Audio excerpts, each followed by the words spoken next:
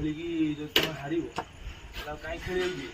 5 ଓଭରରେ ମାରିବ 60 କମ୍ ସ୍କୋର, ତା ଦେହରେ ପୁଣି ଭଲ ଭଲ 3ଟା ବ୍ୟାଟ୍ସମ୍ୟାନ୍ ବାପୁନୁ ଆଉ ବିକାଶ 3ଟା ୱିକେଟ୍ ଗଲା। ତଥାପି 2 ଓଭର ଏମିତି ମାଡ଼ ଖାଉଛ, ଆଉ ଗୋଟେ ଓଭର ଖେଳିକି ଆଉ ଏଠି ଖେଳିବାକୁ ଯିବେ ଆଉ ବୁଝିପାରୁନି ଖେଳିବାକୁ।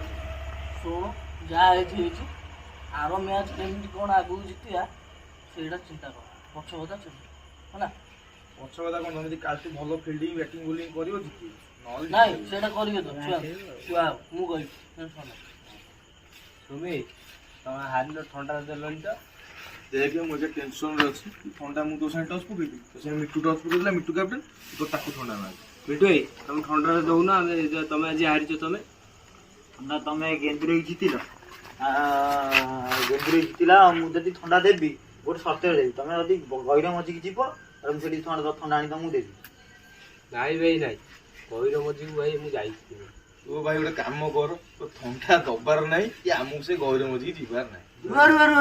ବ୍ୟସ୍ତ କାଇଁ ହଉଛ? ଆମେ ସବୁ 3 ଜଣ ଅଛେ, ଚାଲ ଯିବା ଗହିର ମଝିକୁ। ତମେ ଯାହା ଥଣ୍ଡା ନେଇକି ଆସ, ଆମେ ସବୁ ଗହିର ମଝିକୁ। ସେମିତି ସେଦିନ ବି ଅଧିକା ପିଲା ଥିଲେ ହେଲା, ଏମିତି ଗଲ ସବୁ ଦୌଡ଼ିଲ, ଯୋଉ ଛୁଆ ସେ ଏଥିପାଇଁ ସେ ପଇଲା, ସେଥିପାଇଁ ମନା କରୁଛି। ଯଦି ସମସ୍ତେ ଏକାଠି ହେଇକି ସମାନରେ ଯିବ ତାହେଲେ ଯିବା, ନହେଲେ ନାହିଁ। ଆମେ ଯିବା ଯିବା ଥଣ୍ଡା ପାଇଁ ଯାଉଛି, ଥଣ୍ଡା ନେଇଯିବା, ଆମେ ଆଗରେ ଯାଉଛୁ। ଥଣ୍ଡା ନେଇକି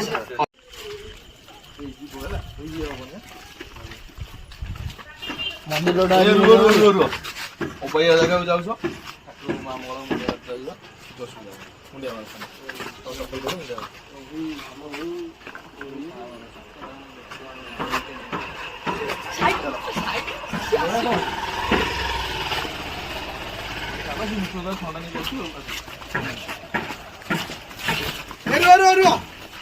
ସବୁ କୁଆଡେ ଯାଉଛୁ? ଥଣ୍ଡା ପିଇବୁ ମୁଁ ତମ ସାଙ୍ଗେ ଯିବି। କରିବୁ ନାହିଁ। ଥଣ୍ଡା କିଏ ନେଇକି ଆସିବ? ମିଟୁ ଚାଲ ମୁଁ ଯିବି, ଚାଲ ମୁଁ ଯିବି। ସେଇଟା ଗୋଟେ ଦବ।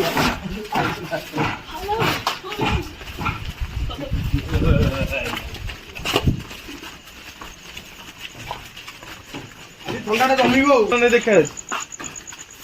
ଏ ଭାଇ ଆରମ୍ଭରୁ ଏମିତି ହେଲାଣି।